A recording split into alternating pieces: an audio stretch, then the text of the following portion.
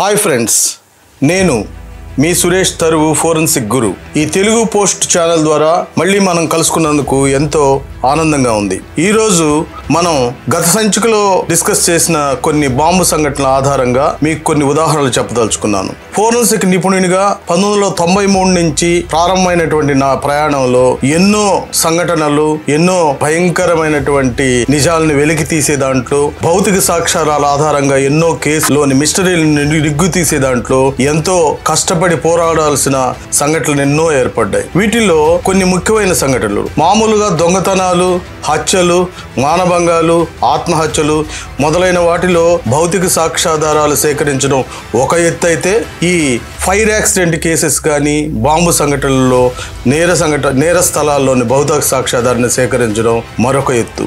ముఖ్యంగా ఇటువంటి నేరాల్లో ఇది ఫోరెన్సిక్ నిపుణునికి ఒక సవాల్లా ఉంటుంది. ఎందుకంటే ఏదైనా ఒక ఫైర్ యాక్సిడెంట్ జరిగినప్పుడు ఆ ప్రదేశంలో ఫైర్ యాక్సిడెంట్ కి సంబంధించినటువంటి ఫైర్ సిబ్బంది అంతా వచ్చేసి నేర స్థలాన్ని మొత్తం అంతా కూడా నీటితో తడిపేస్తారు. నల్లగా ఉండి తడిగా ఉన్నటువంటి వాటిల్లో ఆ ఫోరెన్సిక్ నిపుణులు బయలుదేరి అక్కడ ఉన్నటువంటి ఫైర్ సిగ్నేచర్ ని మేము చూడాల్సి ఉంటుంది. ఆ నేర స్థలంలో ఈ ఫైర్ యాక్సిడెంట్ కి కారణాలు ఏంది? విద్యుత్ షార్ట్ సర్క్యూట్ వల్ల అయిందా, లేకుంటే ఏదైనా విద్రోహ చర్య, ఏదైనా ఆర్సన్ కేసా, లేదంటే ఫైర్ యాక్సిడెంట్ కేసా? ఆర్సన్ కేసు అయితే ఎవరు చేస్తుండే అవకాశాలు ఉంటుంది. ఫైర్ యాక్సిడెంట్ కేసు అయితే ఏ విధంగా ఇది తగలబడింది అన్న విషయాలు చెప్పవలసి ఉంటుంది. అదే బాంబు సంఘటనలో అయితే బాంబు పేలినప్పుడు ఆ నేర సంఘటన స్థలానికి బయలుదేరినప్పుడు మేము ఎన్నో జాగ్రత్తలు తీసుకోవాల్సి ఉంటుంది. 4th July 1998 clues team start చేసేంత వరకు 93 నుంచి 98 వరకు ఆంధ్రప్రదేశ్లోని ఎన్నో ప్రదేశాల్లో బాంబ్స్ డిఫ్యూజ్ చేసేదానికి నా గురువైనటువంటి యు రామ్మోహన్, అప్పట్లో రిజర్వ్ ఇన్స్పెక్టర్ ఉండేవాళ్ళు, ఆయన ఎక్స్ప్లోజివ్ ఎక్స్పర్ట్. ఆయనతో కలిసి ఆంధ్రప్రదేశ్ మొత్తం అంతా తిరిగి ఎక్కడెక్కడైతే డిఫ్యూజ్డ్ చేయకుండా బాంబ్స్ ఉన్నాయో అటువంటి లైవ్ బాంబ్స్ అన్నీ కూడా ఆయనతో కలిసి ఎన్నో డిఫ్యూజ్ చేసే వాటికి నేను అటెండ్ అయ్యాను. ఆ తర్వాత మేమిద్దరము ఎన్ఎస్జి మానేసర్లో ట్రైనింగ్ అయ్యాం. బాంబ్స్ ఎలా డిఫ్యూజ్ చేస్తారు, ఎలా కన్స్ట్రక్ట్ చేస్తారు అనే దాని మీద ట్రైనింగ్ అవ్వడం జరిగింది. అదేవిధంగా ERDL పూణే మిలిటరీ బేస్లో కూడా ఎక్స్ప్లోజివ్స్ పైన, ల్యాండ్ మైన్స్ పైన అవగాహన కోసం ఆ నేర స్థలంలో దొరికేటువంటి రెసిడ్యూస్ని ఎలా అనాలిసిస్ చేస్తారు అనే దాని మీద సంపూర్ణమైనటువంటి ఈ ట్రైనింగ్ అనేది తీసుకోవడం అనేది అయింది. ఎన్నో BPRND ప్రోగ్రామ్స్ లో ఈ విధంగా ఎక్స్ప్లోజివ్స్ మీద, వీటి మీద ఎన్నో ప్రోగ్రామ్స్ చేసిన తర్వాత దీనిలో బాంబు సంఘటనల్లో ఎటువంటి జాగ్రత్తలు పాటించాలి, ఈ బాంబ్స్ ఎలా కన్స్ట్రక్ట్ చేస్తారు, ఎలా డిఫ్యూజ్ చేయొచ్చు, ఇవన్నీ వీటి విషయాల మీద ఒక అవగాహన అనేది రావడం జరిగింది. 98 తర్వాత ఒకసారి ఒక సంఘటన జరగడంతో ఆ సంఘటన స్థలానికి నేను వెళ్ళడం జరిగింది. ఆ సంఘటన స్థలంలో మీరు ఒక్కసారి విన్నారంటే మీరే ఎంతో భయాందోళనకు లోనవుతారు. ఉదాహరణకి 6/4/2000 సంవత్సరంలో మెయిన్ కంట్రోల్ రూమ్ నుంచి మెసేజ్ వచ్చింది. మహాలక్ష్మి జ్యువెలర్స్లో ఉన్నటువంటి యజమాని ఇద్దరు ఆగంతకులు వచ్చి తుపాకుతో కాల్చి వెళ్ళిపోయారు. క్లూస్ టీమ్ ఇమీడియట్గా అక్కడికి రావాలి అన్న మెసేజ్ని అందుకొని ఇమీడియట్గా క్లూస్ టీమ్ మెంబర్స్తో పాటు అక్కడికి సంఘటనా స్థలానికి వెళ్ళడం జరిగింది. సంఘటనా స్థలంలో అక్కడ రక్తపు మరకలు, బుల్లెట్లు దూరినటువంటి గాజు పెంకులు, ఇటువంటివన్నీ కూడా బుల్లెట్స్ కోసం, వీటి కోసం భౌతిక సాక్ష్యాధారాల కోసం ఎంతో సునిశ్చితంగా నేరస్థలాన్ని పరిశీలిస్తున్నప్పుడు మాకు ఒక ప్లాస్టిక్ కవర్ దొరికింది.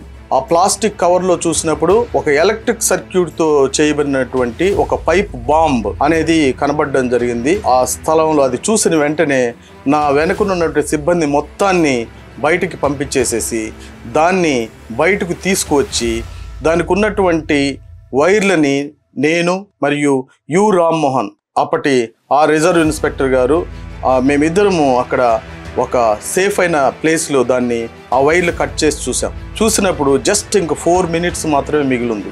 అప్పుడు మొట్టమొదటిసారిగా భయం అంటే ఏంది అనేది తెలిసింది. నేర స్థలంలో ఒక బాంబు ఎలా పేలితే ఎలా ఉంటుంది అనేది మీరు ఎప్పుడైనా ఊహించారా? మనం దీపావళి టపాకాయలు కాల్చేటప్పుడు లక్ష్మీ బాంబుని కానీ ఏదైనా ఒక బాంబుని కానీ కాలవాలంటే మనం ఎంతగా సంకోచించి, సందేహించి, భయపడుతూ రకరకాలుగా చేస్తుంటాం. ఇక్కడ ఒక హై ఎక్స్ప్లోజివ్ మొత్తాన్ని ఒక 2 kgs ఒక పైప్లో పెట్టేసేసి దానికి డిటనేటర్లు పెట్టి దాన్ని ఇంకా పేలింది అని అంటే ఏమవుతుందో అర్థమవుతుందా? మనిషి పీస్గా మారిపోవడమే కాకుండా చుట్టుపక్కల ప్రదేశంలో ఉండేటువంటి మనుషులు కూడా ఎంతోమంది చనిపోతారు. ఇటువంటి సంఘటనలో మేము ముఖ్యంగా ప్రాణ నష్టం ఏమీ జరగకుండా అందరినీ దూరంగా పంపించేసి దానికి ఉన్నటువంటి వైర్లు ఇవన్నీ ఎలా ఉన్నాయి, ఏ మెకానిజం ఉంది, ఇవన్నీ కూడా సునిశ్చితంగా పరిశీలించి మా ప్రాణాలను పణంగా పెట్టి దాన్ని డిఫ్యూజ్ చేయాల్సి ఉంటుంది. ఈ డిఫ్యూజ్ చేసేటప్పుడు మా చేతులు పనిచేయవు, సో మైండ్ పనిచేయదు. ఎలా దాన్ని చెయ్యాలి, ఎలా కట్ చేయాలి అని ఒకటి ఉంటే, ఇంతమందిని రక్షించాలి అన్న ఎయిమ్ ఇంకోటి ఉంటుంది. ఈ ఎప్పుడైతే రక్షించాలి అన్న మన సంకల్పం ఎక్కువగా ఉంటుందో ఈ భయం అనేది దానికంటే అప్పుడు మనం దీన్ని మాత్రం చేయగలం. భయమే ఎక్కువగా ఉంటే ఈ రక్షించడం కష్టం. కాబట్టి ఇటువంటి వాటిల్లో ఎంతో ధైర్యంగా నేర స్థలంలో ఉన్నటువంటి ఆ బాంబును డిఫ్యూజ్ చేయాల్సిన అవసరం ఉంటుంది. అప్పుడు దాన్ని డిఫ్యూజ్ చేసి చూసిన తర్వాత జస్ట్ 4 minutes మాత్రమే ఉంది. ఈ విధంగా ఎన్నో సంఘటనలు ఉన్నాయి. మున్ముందు వాటిల్లో మనం డిస్కస్ చేస్తాం. వీటిల్లో ఈ 4 నిమిషాలు వ్యవధిలో మేము సేవ్ కావడం జరిగింది. అదే ఇన్ కేసు అలా వదిలేసామనుకోండి 4 minutes, సో అక్కడ ఉన్నటువంటి మెకానికల్ క్లాక్ వచ్చేసి అక్కడ తగిలిన వెంటనే 4 minutesలో సర్క్యూట్ క్లోజ్ అయిపోతుంది, బాంబ్ బ్లాస్ట్ అయిపోతుంది. ఇటువంటి సంఘటనలు నా జీవితంలో 5-6 సార్లు జరిగాయి. ఇది ఒక సంఘటన. ఇంతేకాకుండా ఒక మక్కా మసీద్ బాంబు కేసుల సంఘటన కూడా తర్వాత వాటిల్లో మీకు ఎక్స్ప్లెయిన్ చేయడం జరుగుతుంది. ఇటువంటి వాటిల్లో మాకు జరిగే మానసిక సంఘర్షణ అనేది ఎంతో ముఖ్యమైనది. ఆ సందర్భంలో బాంబును డిఫ్యూజ్ చేయడం అనేది కూడా చాలా సాహసోపేతమైన నిర్ణయం. ఇటువంటి వాటిలో యాక్చువల్గా బాంబ్ బ్లాంకెట్స్ కానీ లేదంటే దూరం నుంచి బాంబును డిఫ్యూజ్ చేయగలిగినటువంటి పరికరాలు కానీ కావాలి. అటువంటి సందర్భాల్లో ఇటువంటివన్నీ లేకపోవడం వల్ల ఒకవేళ ఇవి పేలితే ఇంతమందికి ప్రాణ నష్టం వస్తుంది, మనకి దీంట్లో ఉండే మెకానిజం కొంచెమైనా మనకి తెలుసు కదా, మనం ఏమైనా రక్షించగలమేమోనో అని ప్రాణాలని పణంగా పెట్టి ఈ విధంగా చేయడం జరిగింది. దేవుడు మమ్మల్ని ఎలా ఆశీర్వదించాడు. సో ప్రాణాలతో మేము బయటపడడం జరిగింది. 18/5/2007 నేను చాంద్రాయణగుట్టలో దొంగతనం కేసు మీద అక్కడికి వెళ్ళడం జరిగింది. మెయిన్ కంట్రోల్ CCS నుంచి ఫోన్ వచ్చింది. సార్, ఈ విధంగా మక్కా మసీద్ దగ్గర ఒక బ్లాస్ట్ జరిగింది, ఈ బ్లాస్ట్ లో చాలా మంది చనిపోయారు, అందరూ కూడా చాలా మందికి ఇంజురీస్ జరిగాయి, ఇమీడియట్ గా క్లూస్ టీమ్ అక్కడికి వెళ్ళాలి, కమిషనర్ గారు కూడా వస్తున్నారు అనే లోపల ఇమ్మీడియట్ గా క్లూస్ టీమ్ చాంద్రాయణగుట్ట నుంచి చార్మినార్ దగ్గరికి వెళ్ళింది.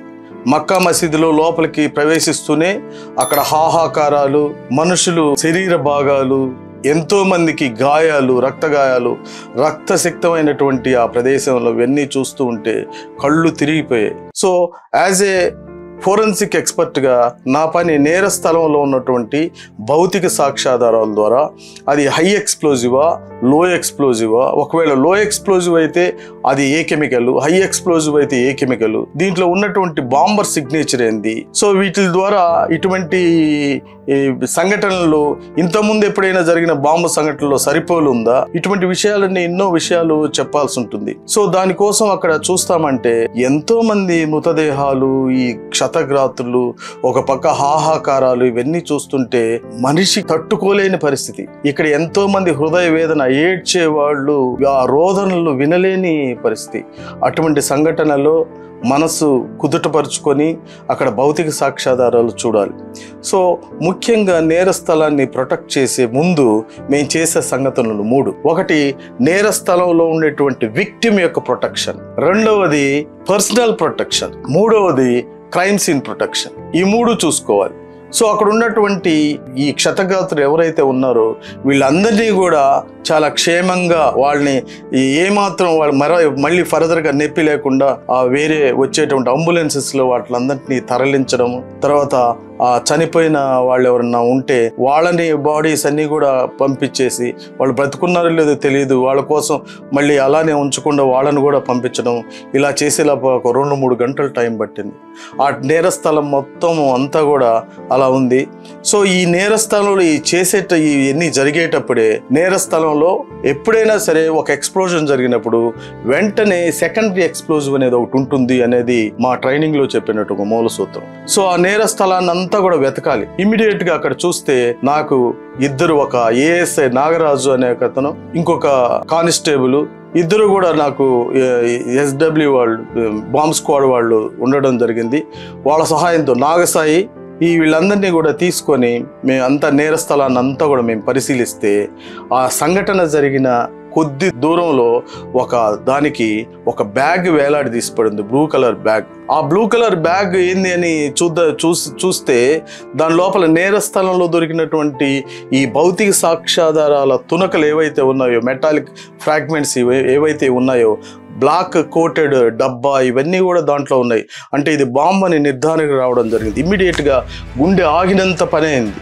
ఒక్కసారిగా దాన్ని అక్కడ వదిలేసి అందరినీ కూడా దూరంగా పొమ్మని చెప్పి మొత్తం అందరినీ కూడా అక్కడ ఎంతోమంది హాహాకారాలు పెడుతూ నినాదాలు చేస్తూ రాళ్ళు విసిరేస్తూ ఇలా ఉన్నారు. మేము ఎవరనేది వాళ్ళకి తెలియదు. ఈ విధంగా బాంబు ఇక్కడ ఉంది, దీన్ని డిఫ్యూజ్ చేయాలి, అందరూ దూరంగా వెళ్ళిపోమంటే అందరూ సహకరించడం జరిగింది. అందరూ దూరంగా వెళ్ళిపోయిన తర్వాత బాంబును తీసి కిందకి ఒక 6 అడుగుల కింద ఉన్నటువంటి అరుగు పక్కకి వేసాము, సేఫ్టీ ప్లేస్లో. వేసిన తర్వాత దానికి ఒక బాంబు హుక్ అని ఒకటి ఉంటుంది, ఒక హుక్ అండ్ లైన్ మెకానిజం.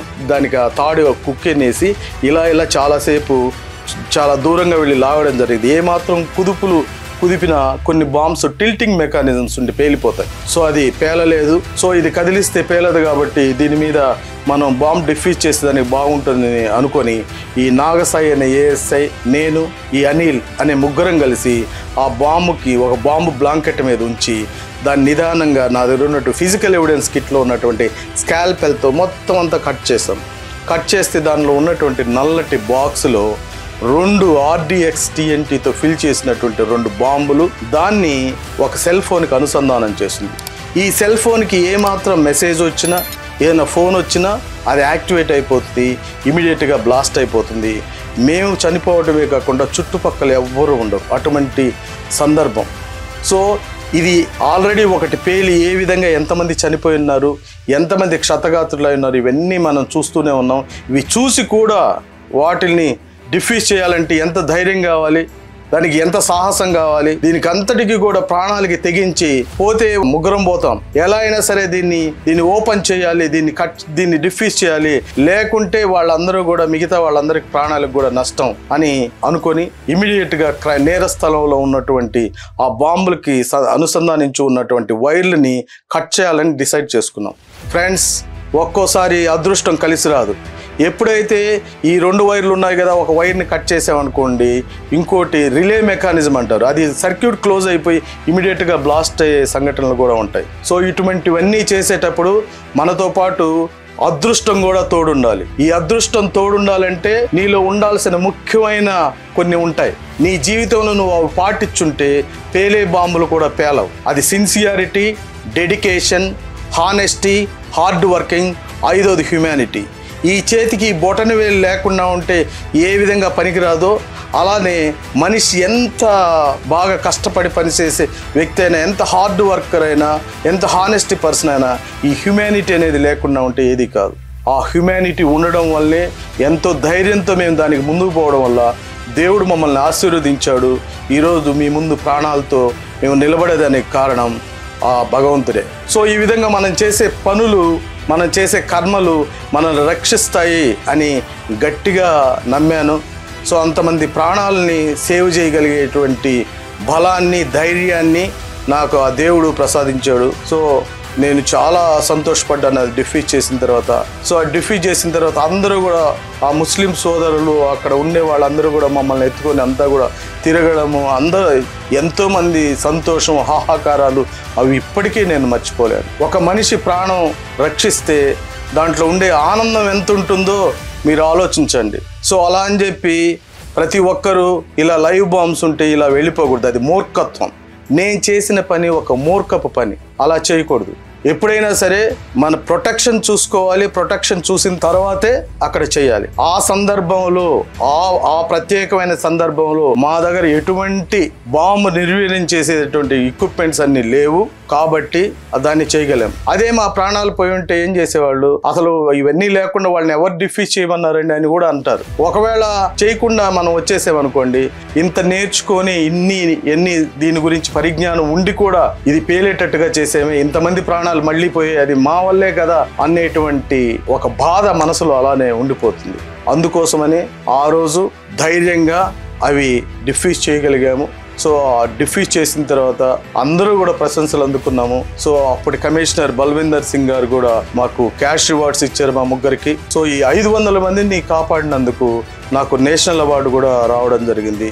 దీనికి నేను గర్వంగా ఫీల్ అవుతున్నాను. యాజ్ ఇండియన్గా, ఒక భారతీయుడిగా నేను చేయాల్సిన పని బార్డర్లో కాదు, సొసైటీలో ఉండి నేను చేశాను అన్నటువంటి గర్వం నా గుండెల నిండా నిండిపోయింది. జై హింద్.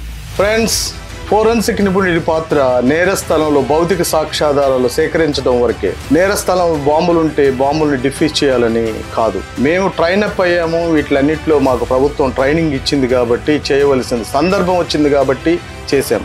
మీరెప్పుడు ఇటువంటి వాటిల్లో ఎప్పుడు కూడా బాంబ్స్ డిఫ్యూజ్ చేయాలని ఎప్పుడు మీరు అనుకోవద్దు. దానికి సపరేట్ అయినటువంటి బృందాలు ఉన్నాయి. దానికి శాస్త్రీయ పరికరాలు కూడా ఇప్పుడు అన్నీ కూడా మన గవర్నమెంట్ అంతా కూడా కొనిపెట్టారు. సో కాబట్టి నేరస్థలాన్ని పరిరక్షించి ఆ చుట్టుపక్కల ఎవరూ లేకుండా వాళ్ళందరినీ కూడా దూరంగా పంపించేసి మనం నేరస్థలాన్ని పరిరక్షిస్తే, సో వాటిని శాస్త్రీయ పరికరాలతో డిఫ్యూజ్ చేసి, సో వాటిలో ఉన్నటువంటి మెకానిజం ఏంది, ఇవన్నీ కూడా తర్వాత నిదానంగా తెలుసుకునే అవకాశం ఉంటుంది. సో ఇవన్నీ కూడా ఇటువంటి సంఘటనలు ఎన్నో ఉన్నాయి. ముందు ఇంకా కూడా మనం డిస్కస్ చేస్తాము. ఈ తెలుగు పోస్ట్ని సబ్స్క్రైబ్ చేయండి, ఫాలో కండి. సో మళ్ళీ మరొక ఎపిసోడ్లో మళ్ళీ కలుస్తాం. అంతవరకు సెలవు. మీ సురేష్ తరువు, ఫోరెన్సిక్ గురు, సైనింగ్ ఆఫ్.